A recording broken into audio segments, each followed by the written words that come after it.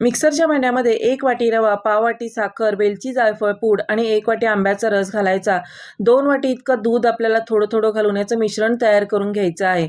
आता इथे डिशला थोडंसं तेल किंवा तूप लावून घ्यायचं. 2 पळी मिश्रण घालून या प्रकारे पसरून घ्यायचं आणि एका कढईमध्ये आपल्याला पाणी गरम करायला ठेवून यामध्ये ही तयार केलेली मिश्रणाची प्लेट आपल्याला 5 ते 10 मिनिटं वाफवून घ्यायची आहे.